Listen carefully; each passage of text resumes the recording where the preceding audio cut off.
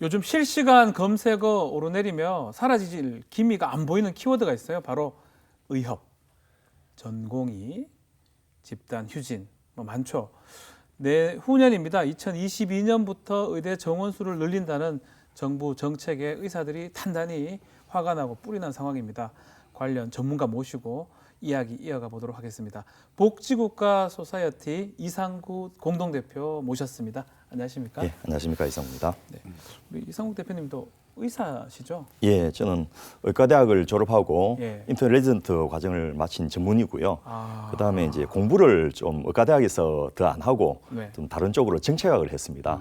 그래서 공무원 생활을 한 12여 년 했고요. 우와. 그다음에는 또 시민사회단체에서 싱크탱크를 만들어서 운동을 또 한 10여 년 했습니다. 약간 객관적일 수 있을 것 같아요. 그렇습니다. 의사이긴 양쪽에 모두 한데 다 있어 봤습니다. 의사 일을 계속 하진 않았기 때문에요. 예. 아, 오늘 정말 좋은 시간이 될 수 네. 있겠네요. 그러니까 공무원이자 의사 경험도 있으니까 예. 네, 전형적인 회색 분자. 아 죄송합니다. 네. 아 죄송합니다. 이게 제가 단어를 잘못 근데 맞아요. 선택했네요. 흰 가운하고 네. 검은 양복이니까 회색 수 있긴 하죠. 하는데 네. 하여튼 좋은 얘기 좀 말씀 부탁드리겠습니다. 예. 자, 정부하고 의료계가 한치의 양보도 없이 대립각을 세우고 있는데 전공의들이 8월 21일부터 진행해온 무기한 집단 휴진 이어가겠다 이렇게 결정을 했습니다. 또 정부는 다시 강경 대응으로 의료계를 압박하고 있고요. 이런 시국에 전공의들이 잠정 합의안을 퇴짜를 탁 놓았습니다. 이거 어떻게 보셨습니까? 뭐 저 의사 선배로서 대단히 안타깝고요. 네. 또 하더라도 좀 시기를 잘 선택해서 하지 않은 이런 아쉬움도 있고요. 코로나. 예. 그렇죠? 특히 국민들이 이제 그 분노를 넘어서 적개심까지 느끼는 상황을 보면서 이게 사태가 어떻게 수습되어도 쉽지는 않겠구나라는 안타까움이 듭니다. 네.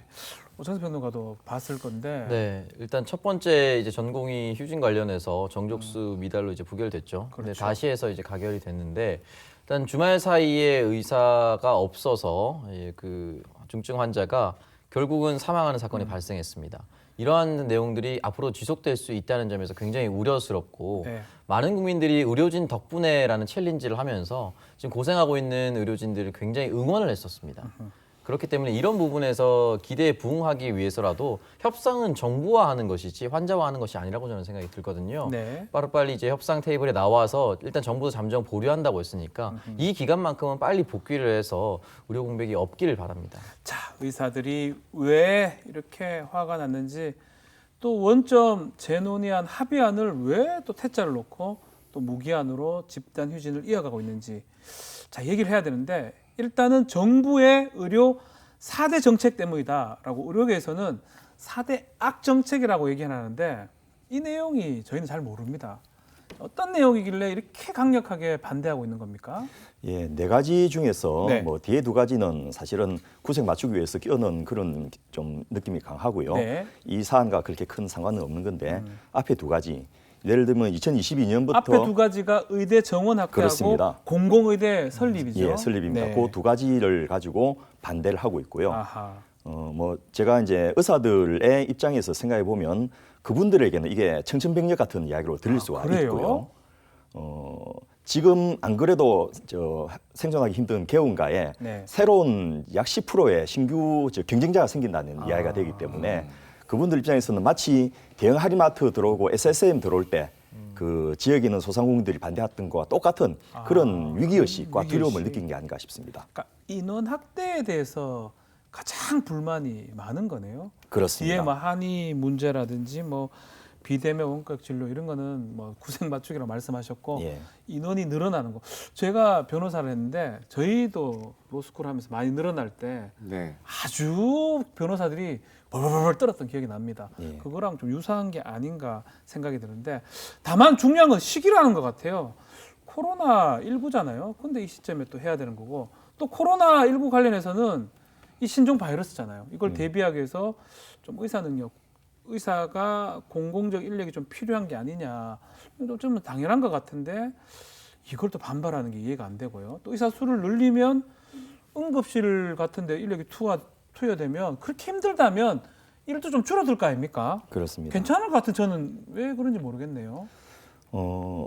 지금 대부분의 의사들은 네. 뭐 일정 기간 저 대학병원에서 수련을 받고 나면 그다음에 나와서 두 가지 길을 선택하게 됩니다.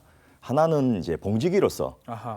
저 대학병원뿐만 아니라 그 대형 병원에서 근무하는 이 의사로 있기도 하고 네. 또 나머지는 이제 개원이로서 근무를 하게 되는데 네. 봉직이도 힘들지만은 개원이들 입장에서는 앞서 말씀드렸던 대로 그 가뜩이나 어려운 상황에서 더 경쟁자가 많아지는 이런 그 상황이기 때문에 지금 뭐 그 국가고시를 거부하고 있는 의과대학 학생들이라든지 네. 또 수련 과정에 있는 저 인터넷 레전트들 입장에서도 다들 이제 개원이가 될 것이 자기 인생 경로에서 중요한 시기거든요. 목표 중에 하나인데 네. 그 시기를 대비해서 지금 이렇게 사전에 경쟁을 좀 완화시키는 것이 생존권적으로 필요하다고 아주 절박하게 느끼고 있다고 볼 수 있겠습니다. 봉지기가 되면 뭐 그게 좀 많이 들어오면 일이 좀 줄어드는데 개원 입장에서는 경쟁이 심해지니까 좀 힘들다. 그렇습니다. 그러니까 개업 변호사랑 예, 유사한 어떤 얘기 같기는 한데 예.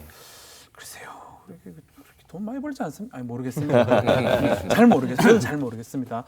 근데 정부가 15년 가까이 의대 정원을 이제껏 계속 동결했습니다. 예. 그러다 보니까 우리나라 의사 수가 OECD 평균 수준에서 한참 못 미친다는 얘기가 있고 예. 의사 수 당연히 늘려야 된다. 근데 의료계는 무작정 의사 수 늘리지 말고 왜 기피과로 안 가는지 의사들이 뭐 이런 해결을 해야 되는데 먼저 저는 미래통합 죄송합니다. 국민의힘은 정확한 입장은 어떻게 됩니까? 뭐 사실 이런 문제에 대해서 어떤 정당이 특정 뭐 입장을 내는 건 좀 올바르지 그렇긴 않은 것 하죠. 같고요. 예. 뭐 어쨌든 원만하게 해결이 돼야 되고 네. 결국은 이 모든 거의 피해는 국민들이 보고 있는 그렇죠. 거니까요. 근데 저는 이제 국민의 한 사람으로서 사실 이 상황을 보면서 우리가 좀 의사들 볼 때 좀 왜곡해서 보고 있지 않았나. 그러니까 우리가 사실은 의사들의 어떤 삶이나 아까 박사님 말씀하신 그런 대표님 말씀하신 그런 부분들을 이해할 때 사실 드라마나 영화를 통해서 좀 저희가 많이 이해를 하잖아요. 그러니까 드라마나 영화에 나오는 의사들을 보면 좀 헌신적이고 뭔가 이제 어떤 의료 수가나 어떤 아까 말씀하신 어떤 뭐 이렇게 경쟁이나 이런 것이 아니라 국민을 위해 봉사하고 헌신하는 그런 이미지가 있는 가운데서 슬기로운, 그렇죠. 네. 예, 그런 슬기로운 모모 생활 뭐 이런 네. 생각 그런 거 보면 네. 근데 그런 이미지를 각인시켜 오다가 지금의 상황을 봤을 때 국민들 입장에서는 사실은 엄청난 배신감을 느끼는 거죠. 지금 게다가 코로나19 상황에서 이렇게까지 해야 되냐는 그런 문제를 보고 있는데 네. 저는 또 정치적인 관점에서 보면 국민의 한 사람이 아닌 정당인의 입장에서 보면 이게 좀 검찰 개혁하고도 좀 비슷한 부분이 많다고 네. 생각하는 게 사실 어떻게 보면 정부에서 이 부분도 의료 개혁인 거잖아요. 예. 뭐 불합리한 점이나 부족한 부분을 채워넣겠다고 개혁을 하는 건데 과연 본질이 과연 단순히 그냥 의료 정원 확대냐? 검찰 개혁에서도 원래의 본질은 좀 비껴나가고 검찰과 법무부의 갈등만 사실 좀 부각되는 것처럼 지금 의료 정책에 있어서도 원래 본질은 지금도 사실은 저도 병원 갈 때 어떤 수술이나 큰 수술을 앞두고 있으면 지금 있는 가운데서도 좀 유명한 사람, 잘하는 사람 이런 의사를 찾아가게 돼 있거든요. 단순히 이게 숫자만의 문제이냐?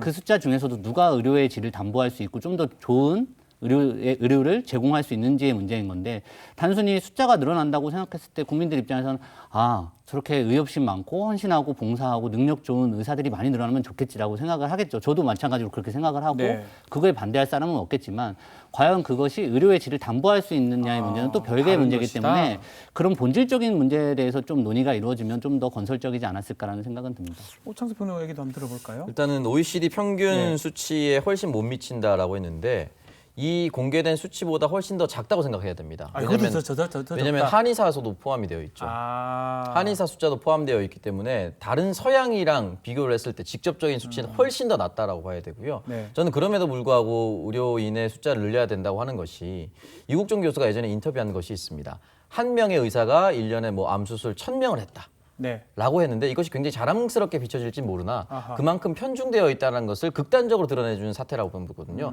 그러니까 평상시에 보편적 의료의 질이 높아지거나 보편적으로 접근할 수 있는 의사의 숫자가 높아진다면 그렇게 극심한 병까지 가는 것도 저는 굉장히 줄어들 것이라고 생각을 들고 네. 기피과에 대한 문제를 해결하라고 얘기를 했는데 그러면 일단 기피과로 분류할 수 있는 것이 흉부외과나 신경외과 정도가 있거든요. 외과 같은 거요? 네, 외과인데 네. 그렇다면 기피과를 왜 안 가느냐? 수련이 과정이 굉장히 힘들다고 합니다. 그러니까 의사 자체가 거기에 지원하지 않는 거고요. 의료 수가를 올린다고 해서 의사 지원율이 높아질지는 미지수입니다. 또 하나는 병원 측의 입장인데 네. 병원 측의 입장에서도 의료 수가를 올린다고 해서 이 기피과를 의사 충원을 확대할 것인가 이 부분 역시 미지수고 이미 많은 대형 병원에서는 VIP 장례식장 VIP 병동 또는 유료 주차장 등을 통해서 이 부분의 부족분을 메워가고 있다라고 합니다. 아, 돈을요. 그리고 이 기피과로 분류된 과는 의료 사고가 발생했을 경우에 막대한 손실을 가져올 수 있어서 대형 병원 자체도 늘리지 않는 입장이에요. 그렇군요. 그렇기 때문에 이 부분을 정부에게 전가하는 것이 아니라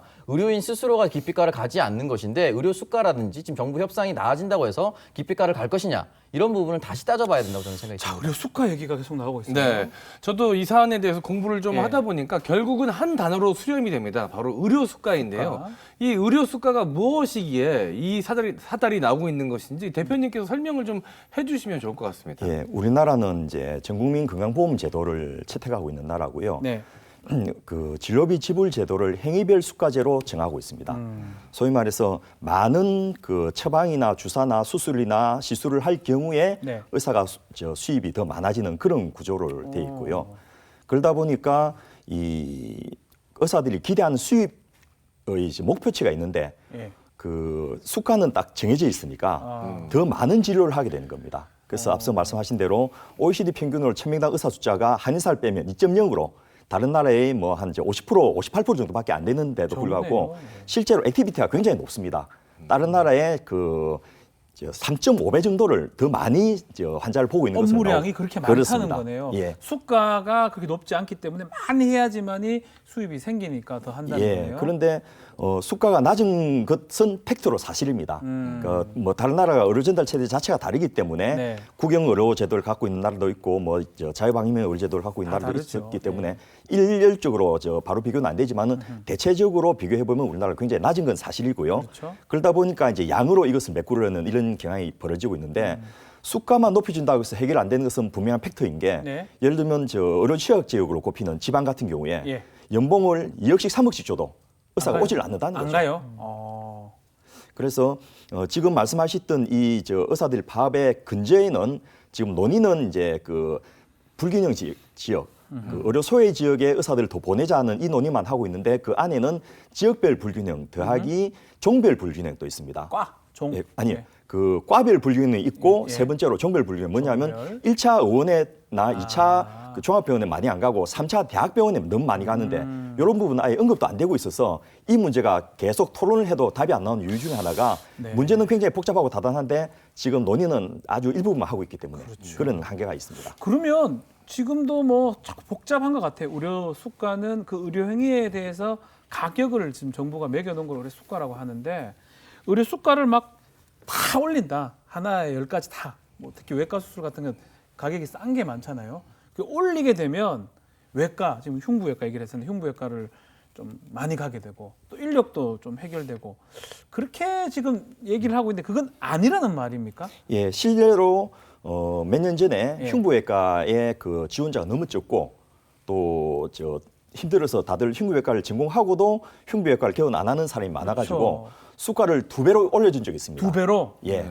그래서 근데요? 그랬더니 그 특정 그 빅4라고 하는 특정 병원 그 중에서도 특정 한 병원에 모든 흉부외과 가슴 수술이 그 심장 수술 다 몰리고 오히려 지방에는 더 줄어드는 이런 일들이 벌어지는 것을 볼 때 단순히 수가만의 문제는 아니라는 거죠. 의료 전달 체계 전반적으로 이걸 바꾸면서 같이 가야 되는 문제라는 야, 겁니다. 여러 가지 얘기가 지금 나오고 있습니다. 의료 수가 얘기도 나오고 전달 체계가 뭐 지방부터 해서 대학병원까지 전달 체계, 종별, 뭐 과별, 깊이 과별 이런 얘기하는데 우선 두 분한테도 물어볼게요. 뭐 두 분은 뭐 의료 전문가는 아니지만 의료 수가를 올리는 부분은 어떻게 생각하고 있습니까? 뭐 아까 대표님 말씀하신 것처럼 그것만이 정답은 아니겠죠. 그렇지만 여러 가지 지금 불합리한 부분이 있다면 그걸 타개하기 위해서 좀 같이 머리를 맞대고 고민해야 될 부분인 건 확실한 거고요. 네. 근데 이게 아까 처음에 말씀드렸지만 이게 의료 수가 결국 돈 문제인데 이걸 예를 들어서 의료 수가를 높이자라고 의료진들이 이렇게 주장을 하면 저희가 이제 또 밥그릇 챙기기라는 사실은 그런 보도들이 좀 많이 나갑니다. 근데 이제는 좀 그런 부분에 대해서도 조금 인식을 달리 해야 되지 않을까. 조금은 좀 이해하는 그분들도 어쨌든 한 명의 직장인이고 한 명의 어떻게 보면은 이제 소득을 영위하는 분들이기 때문에 직업인이기 때문에. 네. 근데 지금 거꾸로 또 의료 수가로 인해서 국민들이 좀 피해를 보고 있는 부분도 있습니다. 아까 오창석 평론가님 이국종 교수 얘기했지만 이국종 교수가 이제 하고 있던 중증 외상센터 같은 경우에 병원 입장에서는 사실은 어떤 돈을 벌어다 주는 경로는 아니거든요. 결국 급여 진료이기 때문에. 네. 그러니까 천덕꾸러기 취급을 좀 받고 있어서 오히려 계속 비급여 진료 쪽으로만 하려고 하고 있고 그리고 저희가 실제로 병원을 가더라도 뭐 예를 들어서 성형외과, 피부과, 치과 이런 데는 사실은 오늘 예약해도 내일이면 당장 갈 수 있거든요. 네. 근데 이제 어떤 큰 수술이나 이런 것, 뭐 이른바 얘기하는 기피과에 관한 수술이나 이런 걸 받으려면 몇 달 뒤에 이제 예약을 받아주고 이런 경우가 많거든요. 그래서 이런 부분들이 물론 당연히 의료 수가만으로 해결될 거라고 생각되지는 않지만 그렇죠. 같이 한번 공론의 장으로 이걸 단순히 밥그릇 싸움으로 볼 것이 아니라 공론의 장으로 국민들 삶에 어떻게 도움이 되는 방향으로 되는지는 좀 논의를 해봐야 될 것 같습니다. 네. 이 이야기를 하면은 이제 의료계에서 의료 수가 현실화, 사실상 인상이죠. 인상을 먼저 얘기해야 된다라고 얘기를 하시는데 동의하는 부분 분명히 있습니다. 그럼 도대체 얼마로 올리면 찬성하시겠어요? 전 이제 그걸 좀 묻고 싶습니다. 얼마 정도면 괜찮겠다라고 답변을 주실지 궁금하고요. 원빈인 줄 원빈, 알았습니다. 나 깜짝 놀랐어요. 얼마만 되겠니 그런 줄 알았어요. 그러니까 그 질문을 좀 강하게 좀 드리고 싶어요. 얼마만 괜찮으신지 답변을 좀 주시고 저희가 지금 의협에 대해서 얘기하지만 사실 개원이 협의도 있지 않습니까? 사실 의료계 내에서도 확실한 답이 나오지 않고 있습니다. 네. 그리고 의협 내부에서도 이야기가 나뉘고 있고요. 그렇기 때문에 이 의료 수가가 올렸을 때 어떠한 부분이 올라가고 실질적으로 어떤 과가 혜택을 보는지에 따라서도 내부의 의견이 다릅니다. 그렇기 때문에 이 의료 수가 문제는 정말 쉽게 해결되는 문제가 아니고 만약에 의료 수가 현실화가 어느 정도 된다라고 했을 경우에 꼭 묻고 싶은 것이 의사들 잠 좀 자고 싶다. 인턴 레지던트 맨날 쪽잠 자고 한두 시간 자고 일한다. 이런 얘기 많이 하지 않습니까? 네. 그러면 사실 인력 늘려야죠. 당연한 거 아닙니까? 그 의사들도 근로자입니다. 오늘 화가 좀 나 있을 텐데. 그러니까 저는 이 국민의 목숨을 담보로 이렇게 지금 이 시기에 파업하는 것 자체가 도저히 이해가 안 되고 두 말이 안 번째, 된다. 간호사 35%가 퇴사합니다. 네. 초반에. 간호사 태움 문제라든지 간호사 처우 개선에 대해서는 생각해 보셨는지 좀 궁금해요. 같은 의료진 아닙니까? 의사만 의료진이에요? 간호사도 의료진이고요. 병원에 함께 일하는 사람 모두 의료진입니다. 그리고 공공의료원에 대해서 그럼 이야기를 해볼 필요가 있다고 생각을 해요. 우리가 정부가 도로를 깔고 다리를 설치하는 이유는 국민의 공공복리 증진을 위해서 하는 겁니다. 네. 그렇다면 공공의료원이 만들어져야 할 이유가 생기는 것이죠. 수익 창출이 아니라 정말 국민 건강에, 국민 보편적 건강을 위한 곳도 있어야죠. 정부가 나서서 할 수 있지 않습니까? 네. 그런 걸 지금 만들자고 하는데 왜 이걸 반대하는 전 이해가 안 되는 것이에요. 알겠습니다. 화가 상당히 나 있어요. 네, 지금. 자 그러면 네. 오창석 평론가가 잠시 좀 안정하세요. 예. 네, 온도를 낮추고 있는 동안 제가 질문을 좀 드리도록 네, 하겠습니다. 네, 네. 수가만큼이나 중요한 게 바로 이 의사들의 숫자인데요. 숫자죠, 숫자. 이 의사들의 수도권 쏠림 현상 분명히 존재합니다. 의사들의 숫자를 늘리면 이게 해결되는데 도움이 좀 될까요? 늘려야 되는 거 상식적으로 늘리면 되는 거 아닙니까? 예, 그 팩트로서 숫자가 예. 부족한 건 사실이라고 예. 네. 앞서 전제를 했고요. 또 학자들의 연구에 따르면 4,000명 정도 늘려서는 부족하고 2030년까지 이제 7,000명 정도 더 늘려야 돼요? 해야 된다. 난리 날 낀데. 2040년까지는 17,000명이 부족하다라는 예?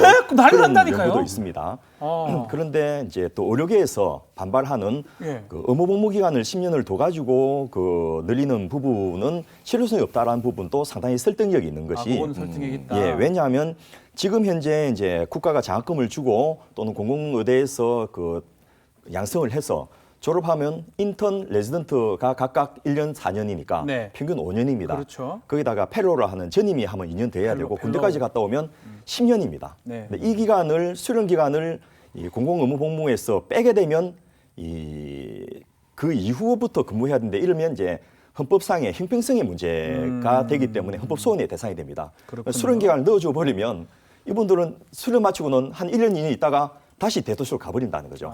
그래서 실효성이 없을 것이라는 주장도 상당한 의미가 있는 지적 중에 하나입니다. 그 우리 대표님 말씀은 일단은 인력 늘리는 거는 뭐 좀 더 늘려야 된다고 얘기하시면서 공공의대 관련해서 지금 의무복무 10년은 부족하다는 의무 한 20년 하면 됩니까 그러면? 의무 복무 기간을 늘리기보다는 예. 예를 들면 군의탁 장학생이라 해가지고 예.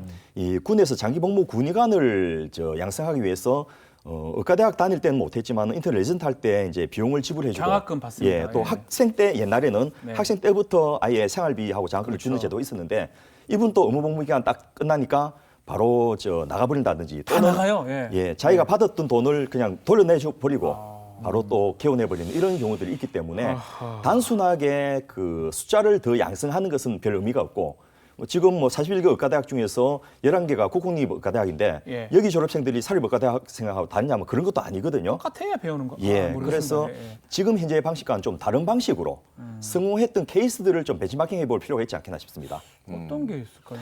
미국 같은 경우에 국방의과대학이 2개나 운영하고 있는데요. 네. 그중에 UCS라는 대학은 세계에서 가장 유명한 존스 홉킨스나 하버드보다 더 선호하는 대학입니다. 왜냐하면 거기는 장학금을 다 주고 공짜로? 졸업하면 고용도 다 보장되고 또 무슨 의료 사고라든지 이런 것에 대한 부담도 국가 다 지어주거든요. 예. 그래서 커트라인도 굉장히 높고 졸업생 수준도 굉장히 높은데 우리나라의 경우에도 예를 들면 육군 사관학교를 졸업한 분들은 의무복무 기간을 끝나고 나서도 더 근무를 합니다. 평균적으로 뭐 계급 정년에 걸리기 전까지 한 24년을 복무하는 것으로 되어 있는데요. 그렇죠. 왜 그럴까요? 그거는 학교 다닐 때 사명감이 투철하게 교육을 받고 또 엘리트로서의 그 자부심도 있지만은 네. 실제로 이분들의 삶이 그것을 통해서 보람을 느낄 수 있도록 만들어준다는 거죠. 예를 들면 단순하게 의과대학에 정원만 할 것이 아니고 공공의과대학을 필요한 지역에 4개 정도를 만들고 네. 여기서 의사들 양성하고 이분들을 전원 의무 사무관 정도로 그 공무원으로 고용을 시켜준다면 거기에는 취직 이후에 개원의 걱정이라든지 봉직의 걱정 같은 게 없고 또 신분도 안정되고 요즘 행정고 시작하고 사무관 되기 힘들지 않습니까? 어렵습니다. 그런 것이 보장되고 또 그분들이 근무할 수 있는 지역에 좋은 의료원들을 많이 만들고 이렇게 한다면 충분히 20년 아니고 30년까지도 근무하게 하는 것이 가능할 거라는 거죠. 의무가 아니고 자율적으로 자발적으로 본인들이 근무하고 싶어야 할 여건을 만들어줘야 된다 이 말이네요. 예, 같은 의과대학을 다니는데 누구는 이제 그 지역에 근무해야 된다. 이거 자체가 굉장히 네. 안에서 갈등이나 차별을 만들어낼 우려도 있고 아하. 또 인턴 레지던트 할 때 과목을 이제 특정해가지고 의무적으로 하게 한다는 것도 사실 쉽지가 않은 문제들입니다. 이런 안은 좀 찬성합니까? 그 의사 의료계에서는 아직 이런 아이디어가 안 나오고 있고요. 그런 얘기 좀 하라고 오락하니 자꾸 안 한다고 자꾸 얘기만 하니까. 예, 예. 그러니까 그래서 이런 안 아마- 들어보니까 되게 논리적이고 네. 합리적인 것 같긴 한데. 공공의대 4년 동안 최면을 잘 걸어놓으면 된다. 좀 자부심을 잘 갖고. 교육을 하고 의사로서의 자부심, 책임감을 좀 높일 수 있는 그런 교육 시스템을 만들면 가능할 것이다. 이런 가능하다. 말씀이신 방금 거죠? 대표님 말씀하신 거에 해법이 있는데 예. 아까 말씀하신 것처럼 스스로가 그 계속 할 수 있는 여건을 만들어줘야 되는 거거든요. 근데 지금 정부에서 내고 있는 안들이 사실 저는 부동산 문제랑도 좀 비슷하다고 봐요. 자꾸 검찰 개혁 부동산 연결 자꾸 아니, 시키시네요. 사실 뭐 정부의 모든 정책 추진 방향이나 아니면 방법들이 다 비슷하기 정부가 때문에 잘안 되는 걸 자꾸. 왜냐하면 아까 얘기해요. 지역에서도 뭐 2억, 네. 3억 줘도 수가를 갖다가 올려준다고 해도 지역에 네. 정착을 안 한다는 게 뭐냐면 인프라 때문이거든요. 결국은. 아. 부동산 문제도 아무리 지방으로 내려가서 살려고 해도 인프라가 구축이 안 되면 그렇죠. 거기서 살지 않는 것처럼 과거에 이런 제도를 저희가 또 안 했던 게 아닙니다. 네. 공중보건 장학제도라고 해서 1977년에 도입해서 96년도까지 했었는데 맞아요. 실제로 이분들이 면허 취득 후에 면허 취득 후에 공공의료기관에서 한 10년 정도 의무 복무를 하게 했는데 근데 뭐 시간이 갈수록 지원자가 또 감소하고 뭐 공중보건의들이 또 배출이 만연되니까 폐지되었다가 작년에 보건복지부에서 다시 시행을 했는데 실제로 20명 모집하는데 8명밖에 선발되지가 않았고 올해도 지금 14명 선발하는데 4명을 지원했거든요. 그러네요. 그래서 이거는 뭐 수가 문제도 있고 단순히 또 지방에 내려가라고 했을 때 아까 뭐 외국 사례 말씀하셨지만 외국 같은 경우보다는 우리나라 같은 경우는 지방하고 대도시의 격차도 크고 뭐 아까 육사 말씀하셨는데 그런 신분 안정 공무원 신분 안정이라는 그런 어떤 유도책이 없으면 단순히 그냥 강제적으로 할 수 있는 부분은 아니라는 생각은 듭니다. 그렇네요. 네. 시간이 지날수록 이 정부와 의료계 갈등의 골은 깊어만 가고 있습니다. 이 문제 댓글 민심은 어떻게 바라보고 있는지 제가 오랜만에 대터디를 좀 대터디 예 기대됩니다. 해봤습니다. 네. 네, 첫 번째 댓글입니다. 불똥이 엄한 대로 튀기도 했습니다. 어디로 튀었습니까? 국회의원도 정원 들리고 월급은 n분의 1로 나눠라. 아하. 네, 이런 의견도 있었고요. 지방에서 10년 지낸 후 피부, 미용, 성형 배우러 서울 오겠죠. 라고 조금은 안 좋게 바라보시는 분도 계셨고요. 그러네요. 자, 어떠한 정당한 파업이라도 국민의 생명이 담보라면 그 파업의 정당성은 이미 명분을 잃은 것입니다. 네. 라는 댓글도 있었습니다. 자, 마지막으로 정부에서 한의사들에게 의사면허 준다는데 한의사들한테 코로나 검사 받고 치료받으면 되겠네. 라고 좀 염세적으로 바라보시는 분도 계셨습니다. 댓글도 뭐 상당히 좀 팽팽한데 이 질문을 좀 드려야 될 것 같습니다.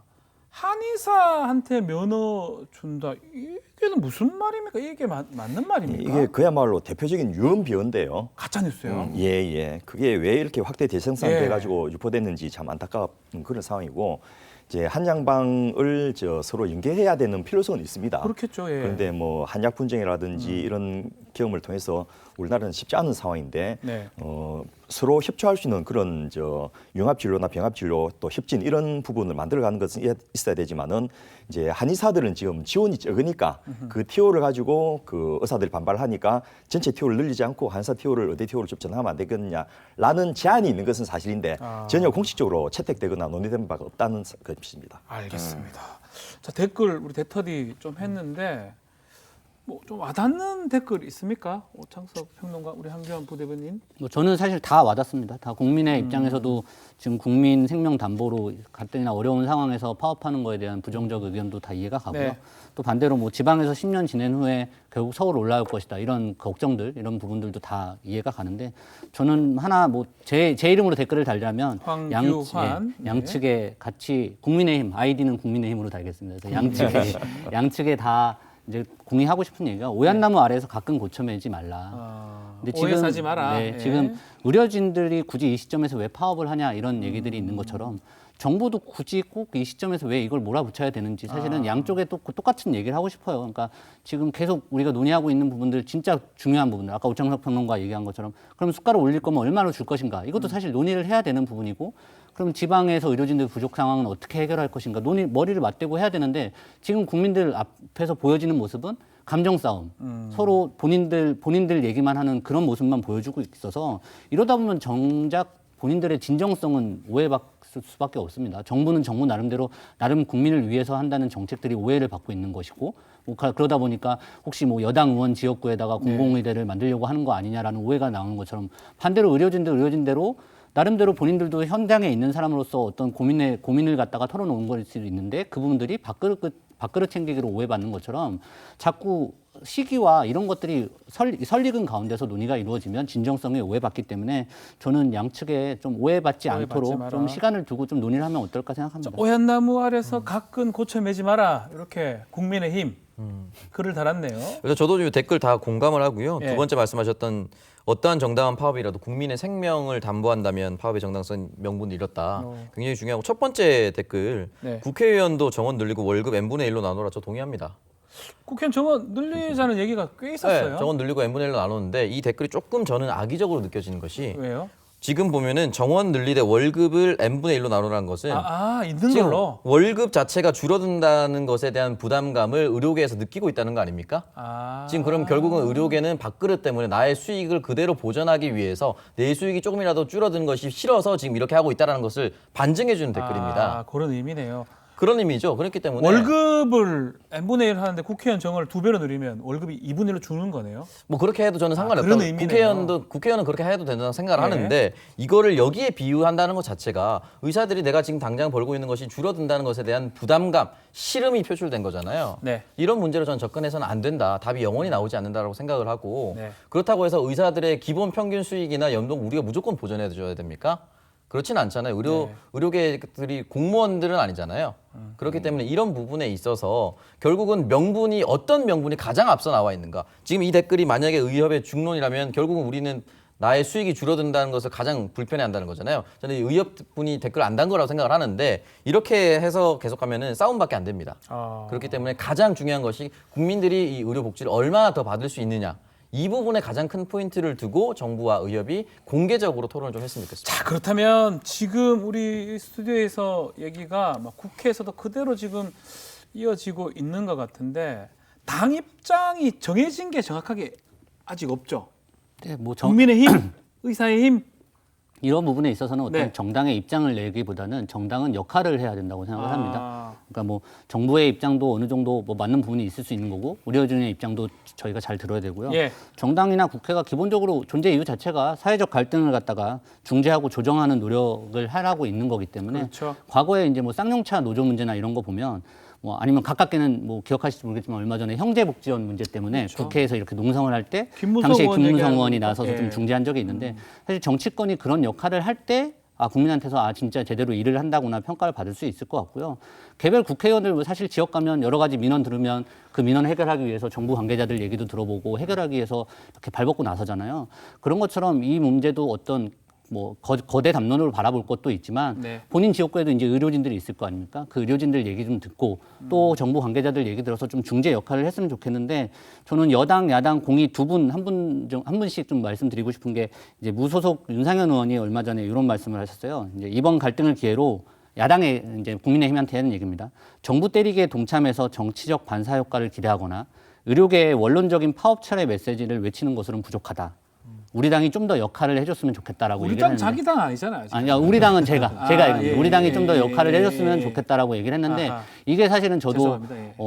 당 내에서도 저도 계속 말씀을 드리는 부분인데 야당이라고 해서 여당이 진행하는 거니까 우리는 저기에 대해서 어떤 반대만 해야지 이런 생각에서 좀 벗어나서 좀 제대로 역할을 했으면 좋겠고 저는 여당에서는 사실은 한정혜 보건복지위원장 이분 사실은 제가 환노위 할 때 같이 뵀었는데 지금 보건복지위원장 네, 지금 하고 있죠? 보건복지위원장 하고 있는데 이분이 환노위 때도 그랬지만 어떤 갈등에 있어서 중재자 역할을 참 잘하세요. 잘하죠, 네, 그죠? 그래서 이번에도 지금도. 이제 물론 보건복지위원장이라는 타이틀이 있기 때문이기도 했겠지만 지난주에 이제 대한전공의협의회들 만나서 중재 노력하고 덕분에 이제 대전협에서 네. 어쨌든 회의를 했지 않습니까? 물론 파업 차례는 안 됐지만 이후에도 적극적인 중재 노력을 하겠다라고 했는데 그래도 여당이니까 야당보다는 좀 더 힘이 있고 정부에게 좀 더 말을 할 수 있는 여당이기 때문에 여당에서도 좀 이런 적극적인 역할을 했으면 좋겠다. 오히려 막 의료진들한테 뭐 전두환 때는 상상이나 했겠냐 뭐 이런 말들은 사실은 사태 해결에는 도움이 안 됩니다. 도움이 안 그러니까 그 되죠. 사태 해결은 전혀 도움이 안 되기 전두환 때 때문에 상상 못 하겠죠. 네, 그러니까 그 말의 팩트 여부나 뭐 그런 걸 떠나서 도움이 안 되기 때문에 그런 거는 좀 지양했으면 좋겠다라는 생각입니다. 그래요. 여당도 그렇고 야당도 그렇고 뭐 입장보다는 일단은 잘 해결해야 된다 뭐 그런 생각을 갖고 있는 것 같습니다. 뭐 가장 답답한 게 정부 같아요. 그러다 보니까 정세균 총리가 의사들의 집단 휴진 지속 결정에 대해서 생사의 갈림길에서 고통받는 환자들을 외면한 결정이다라고 하면서 법이 허용한 최대한의 제조치를 신속하게 하겠다라고 강경 카드를 내밀었습니다. 정부도 뭐 사직서 제출하고 의료 현장에 복귀하라는 전공의들 지금 고발을 했거든요. 근데 이제 이게 강경 대응책 같은데 이 카드가 적절하다고 보시는지 어떻습니까? 적절 여부를 떠나서 예. 정부가 이것을 안 하면 직무유기가 되겠죠. 아, 해야 된다는 거죠. 그렇죠. 무조건? 그거는 뭐 법에 정해진 부분이니까 의료법에 있습니다. 예, 정부가 할 수밖에 없는데 문제는 이제 이게 그 정부의 강경책이 얼마만큼 효과가 있을 것인지를 네. 좀 생각을 해봐야 되고요. 그런 점에서 아마 전공의협의회 내부에서도 좀 변화가 있을 것 같습니다. 아. 제가 92년도 전공의협의회를 만든 당사자 중에 한 분으로서 대표님이 만드신 겁니까? 그때 저하고 같이 일하던 여러 친구들이 와, 그 큰일 전공의협의회를 하셨네요. 만들고 이렇게 했는데요. 본인은 그 하고 이제 의사 안 하시고 지금 저 이 의사를 사달의 하고 원흉이시 있습니다. 네. 이런 거 하라고 만든 것은 아니었는데 네. 이렇게 변형가 돼서 좀 안타까운 마음도 있고요. 네. 또 하나가 그 의료계에 또 부탁드리고 싶은 게 좀 중장기적으로 쳐다봐라는 거죠. 아하. 왜 지금 이 시점에서 이걸 들고 나와서 우리를 힘들게 하느냐라는 이제 항의가 있는데 이게 사실은 코로나 때문에 4.15 총선 때 민주당의 공약이었습니다. 네. 그래서 공약을 했기 때문에 그것을 지킨다는 의미에서 당정 협의를 통해서 발표했는데 이제 그게 불씨가 된 그런 측면인데요. 2003년도에 그 노무현 정부 때 제가 대통령 비서실 행정관을 하면서 네. 그때 이제 사스가 있었습니다. 그런데 사실은 제가 속으로 굉장히 조마조마했던 게 재수 좋아서 우리가 이겨냈던 거거든요. 운이 좋았다 우리가. 예. 그 제대로 왔으면 정말 그 감당 못할 그런 시스템이었기 때문에 그때 저 NIH 국립보건원을 질병관리본부 2배로 늘리는 그 사업을 제가 담당했는데 그때 뭐 공무원뿐만 아니고 의료계도 그렇고 모두 다 반대했습니다. 근데 지금 질병관리본부가 얼마나 큰 역할을 하고 있습니까? 그렇죠. 질본 없었으면 어떨 뻔했습니까? 그런데 문제는 지금 코로나19보다 더 굉장히 아주 나쁜 사태들이 이 이머징 또 뉴 이머징 디지즈를 합니다. 네. 새로운 전염병, 신종 전염병 또 옛날에 사라졌던 전염병에 다시 창궐 하는 그런 일들이 계속해서 반복될 거라서 대한민국의 어떤 국방 정책 중에 하나로서도 이 방역 체계를 갖추지 않을 수 없는데 네. 그것을 위한 시스템이 너무나 부족하기 때문에 이런 논의들을 지금 현재의 수가 문제라든지 정원 문제라든지 이것만 한정하지 말고 좀 중장기적으로 국가 전체의 미래를 내다보고 논의를 좀 전개했으면 좋겠습니다. 저도 다 공감을 하는 논의를 하러 안 올라 그러는데 어떡합니까? 요 얘기를 한번 마무리 짓고 가죠. 공공의대는 정말 안 되는 겁니까? 대안으로?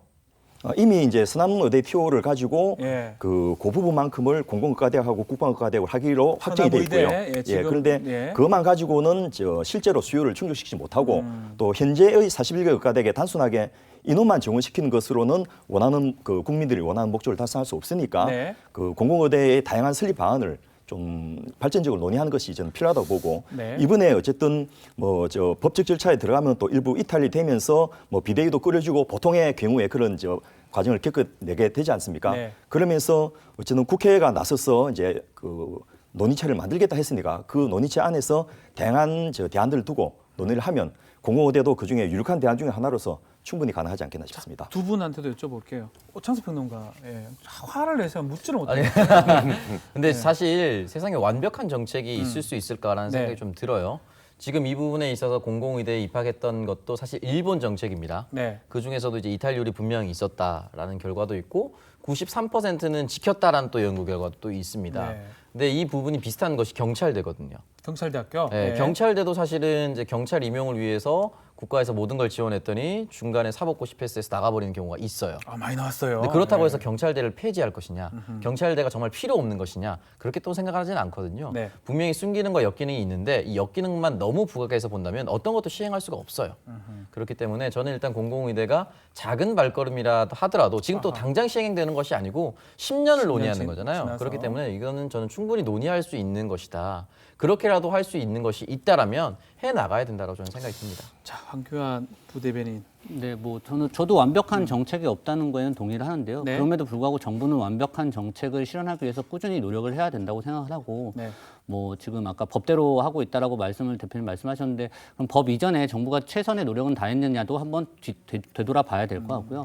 공공의대 같은 경우 뭐 대안이 될 수 있겠죠. 사실은 어느 정도 만약에 제대로 운영만 된다면. 네. 근데 계속 얘기하는 거지만 어느 하나만이 대안이 될 수는 없다라고 저는 생각합니다. 그건 어느 사안에 있어서든 숫가를 올리는 것만이 대안이 될 수도 없고 공공의대만이 대안이 될 수도 없고 그리고 지금 이 공공의대를 만드는 데에서 좀 어떤 가짜뉴스나 유언비어들도 난무하고 있는 것들이 보면 사실 가짜뉴스는 공포와 불신을 먹고 자란다고 하잖아요. 아직 정부 정책에 대해서 이해 당사자인 의료진들과 이분들이 아직 불신이 있는 겁니다. 그 불신을 해소하기 위해서 최소한의 노력을 하는 것이 공공의대 그래요? 성공의 관건이다라고 지금 생각합니다. 얘기한 것처럼 공공의대 얘기가 나오면 시도지사, 특히 여당 시도자치단체장이 추천할 수 있다 뭐 이런 얘기도 나오는데 이거가 가짜 뉴스인지 정말 맞는 말인지 이거 어떻게 이거는 공식적으로 예. 그 복지부가 저 유언비어라고 확인을 해준 사안입니다. 이런 요면 누가 퍼뜨립니까? 예, 그 뭐 중간에 그런 방안도 있다라고 중간에 예. 논의하는 과정에서 흘러나온 이야기인데 네. 이게 침소봉대되어 가지고 나왔는데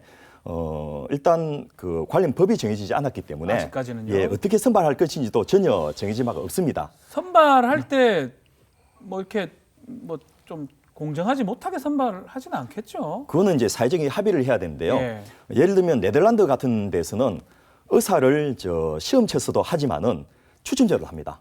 추첨이요? 추천이 아니고 추첨, 뺑뺑이 돌을 갖고 한다는 거죠. 내가 오늘 내가 의대 됐대 뭐 이렇게 되는 거예요? 예, 물론 이제 어이구야. 그 일정한 저 범위 내에서 아, 티오 범위 내에서? 내에서 예. 일정 자격 요건 있는 분 중에서 했는데 그분들이 10년, 20년 뒤에 액티비티를 분석해 봤더니 네. 시험 쳐서 들어간 사람보다 훨씬 더 열심히 하더라. 아. 이런 결과도 있습니다. 그럼 뭐 어떻게 청약을 넣어야 되나요? 그러니까 저 인품이라든지 궁금하네요. 그 사람의 활동 경력이라든지 시험제 이런 걸 갖고 같은 했는데 거는 상당히 지금 만약에 우리 국민들 사이에서 예, 만약에 그래서 하게 된다면 지금 뭐 저 말은 유언비어가 맞는데 그 다양하게 사회가 필요로 하는 의사를 양성하기 위한 선발 제도는 이제는 저 논의를 좀 해야지 될 때가 아닌가 싶습니다. 그 의과대 같은 경우도 이제 들어가면 암기 과목이 좀 더 많지 않나 생각이 들기도 하는데요. 그래서 탑 클래스의 인력이 네. 과연 의과대가 계속 온 것이 국가적으로 유용한지도 사실은 의문입니다. 네, 궁극적인 또 문제점이 수도권하고 지방의 불균형이거든요. 뭐 경북, 뭐 전남 이런 데 보면 의사가 너무 적습니다.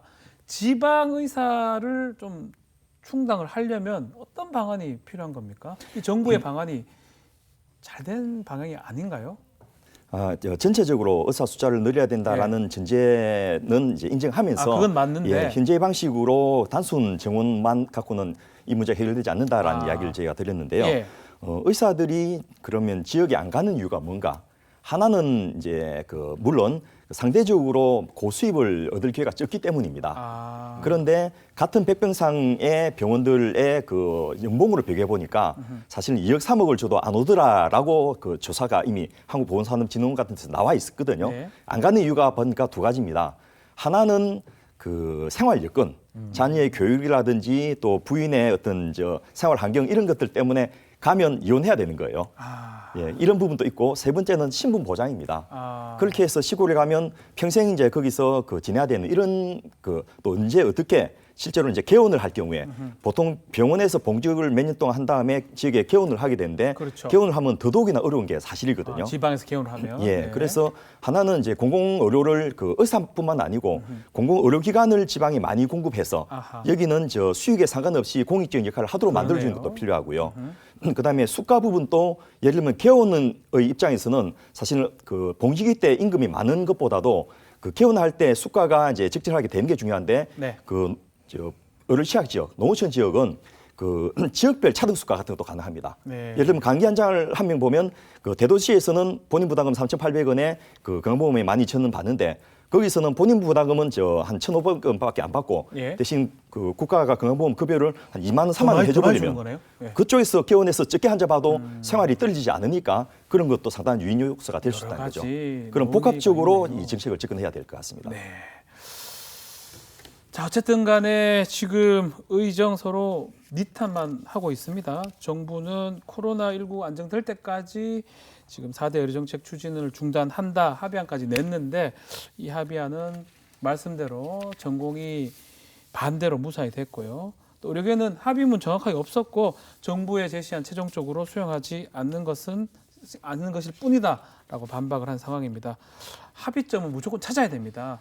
자, 어떻게 결론을 날지 한번 오창석 변호사한테 한번 들어볼까요? 일단 정부가 계속해서 저는 메시지를 낼 거라고 생각을 네. 하고요. 정세균 총리부터 시작해서 문재인 대통령도 여기에 관련된 메시지를 분명히 냈고요. 집권여당 그리고 이낙연 대표도 여기에 대한 메시지를 낼 것으로 보이는데 공개적으로 당정청이 네. 당분간은 이 문제를 돌파하지 않겠다라고 얘기를 하고 코로나19로 의료 공백 사태가 굉장히 우려되니까 하루빨리 좀 복귀했으면 좋겠다라고 당부의 메시지 좀 냈으면 좋겠고 네. 근데 과연 언제가 진정될 것인가에 대한 부분도 분명히 필요하거든요. 지금 코로나19 사태가 지금 내년 말쯤 돼야 뭐 백신이 나올 것이다. 네. 이런 추측인데 이건 추측에 불과합니다. 언제 나올지 아무도 모르는 거예요. 그렇다면 코로나 백신이 완전히 소강 상태 접어들 때부터 다시 테이블에서 논의하자라고 하는 것도 저는 말이 안 된다고 생각해요. 네. 그렇다면 올해 하반기 또는 올 연말 정도에 대한 가안을 접어두고 거기 때까지는 제발 의료 공백이 없어지도록 좀 당부의 메시지를 계속해서 내는 것이 좋지 않을까라는 생각이 좀 듭니다.